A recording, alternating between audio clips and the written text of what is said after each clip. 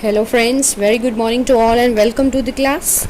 Today we are going to learn our poem number 1 from the book Beehive, The Road Not Taken, which is written by Robert Frost, a very well-known poet of English literature. So this poem is well-known poem about making choices and the choices that shape us. Robert Frost is an American poet who writes subtly but insightfully about common ordinary experiences. यहाँ पर Robert Frost बहुत ही common, बहुत ही देखा जाए तो एक simple सा experience through this poem share किया है. देखा जाए तो ये पोएम जो है दैट इज़ सिंबॉलिक, एक सिंबॉलिक पोएम है. ये पोएम जो है वो एक सिंबल है जिसको उन्होंने हमारी रियल लाइफ के साथ उन्होंने इसको जोड़ा है, इसको लिंक किया है. सो उन्होंने किस तरह से लिंक किया है that we will see in this poem. So let's start from the first stanza. Two roads diverged in a yellow wood, and sorry I could not travel both. And be one traveler long I stood, and looked down one as far as I could, to where it bent in the undergrowth. यहाँ पर सबसे पहला उन्होंने जो describe किया है that is about two roads. दो roads है. वो पोएट अपने बारे में बात कर रहे हैं कि वो अपनी लाइफ में एक ऐसी जगह पर आ चुके हैं यहाँ पर जहाँ से दो रास्ते निकल रहे हैं. एक रास्ता राइट की तरफ जाता है और दूसरा लेफ्ट की तरफ. अब दोनों रास्तों में से उनको तो किसी एक पर ही अपनी चॉइस दिखानी है, किसी एक पर ही उन्हें जाना है, क्योंकि दोनों रास्तों पर हम एक समय पे एक साथ तो नहीं चल सकते. सो जैसे कोई रास्ते में हम चलते हैं और अगर कहीं से दो रास्ते निकल तो वहाँ पर एक डाइवर्जन होता है. सो सेम लाइक दैट यहाँ पर भी उनके सामने ऐसी ही एक सिचुएशन आई है जहाँ पर दो रोड्स है. It diverge in a yellow would. Yellow would का मतलब यहाँ पर हम समझेंगे फॉरेस्ट. ठीक है. सो येलो वुड, येलो का मतलब है ऐसे पत्ती या फिर ऐसे कुछ लीव्स हैं या फिर कुछ ऐसी ब्रांचेस है, कुछ ऐसे पत्ते हैं, ग्रास है जो पीले पड़ चुके हैं. राइट.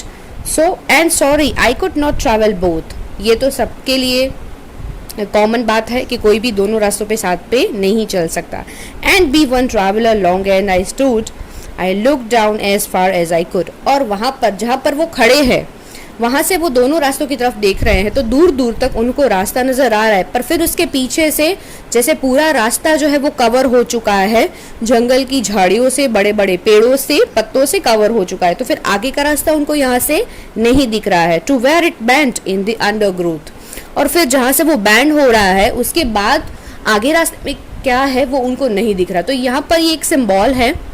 अब इन्होंने उसको लाइफ के साथ कैसे जोड़ा है कि हमारी लाइफ में भी सेम सिचुएशंस आती है. कभी कभी हमें भी ऐसी चॉइसेस लाइफ में करनी पड़ती है. किसी दो चीज़ों में से किसी एक को हमें चूज करना है और ये जो हमारी चॉइस है वो हमारे आगे का फ्यूचर डिसाइड करती है. और जैसी चॉइस हम करेंगे वो हमारी थिंकिंग पे डिपेंडेंट है, क्या सोचकर हम उस चॉइस पे चलने वाले हैं, क्योंकि आगे का रास्ता किसी ने देखा नहीं है.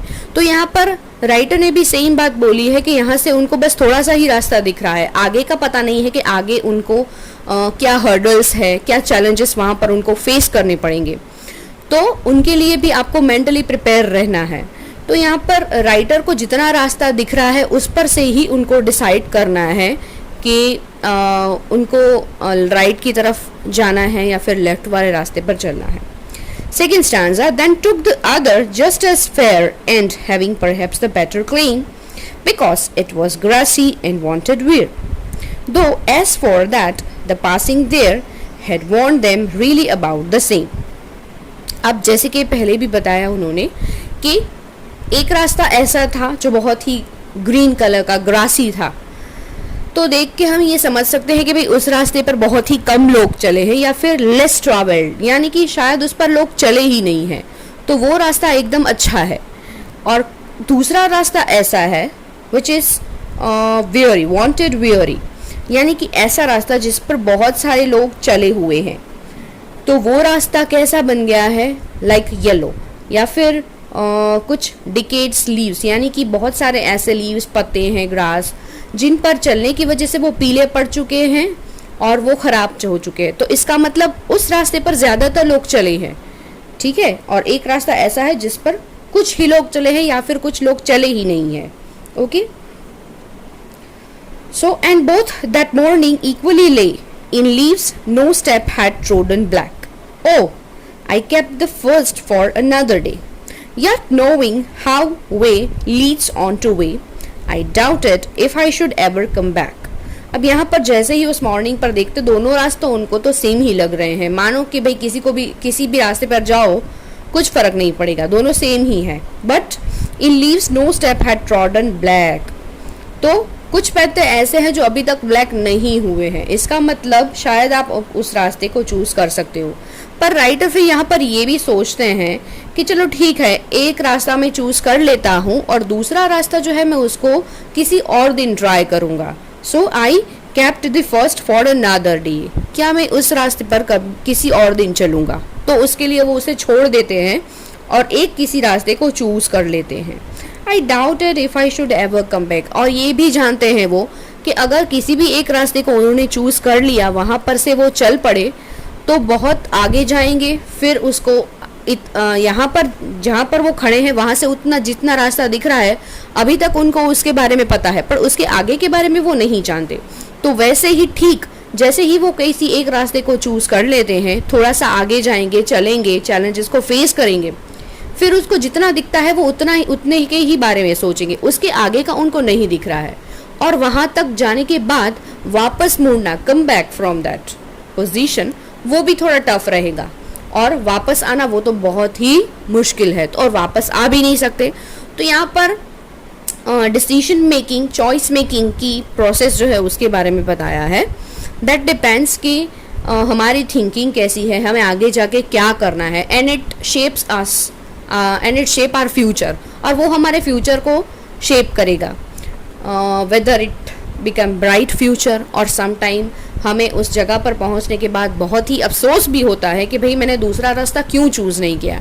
एवरी टाइम हमारी लाइफ में ऐसा होता ही है कि एक रास्ते पर चलने के बाद हमें कभी कभी दूसरे रास्ते के बारे में भी विचार आते हैं कि भाई मैंने वो दूसरा क्यों सेलेक्ट नहीं किया है। तो हमारे फ्यूचर में ऐसे चैलेंजेस भी आते रहते हैं, ऐसी सिचुएशंस आती रहती हैं, पर मेकिंग डिसीजन, और वो भी राइट डिसीजन मेकिंग, ये बहुत इंपॉर्टेंट है।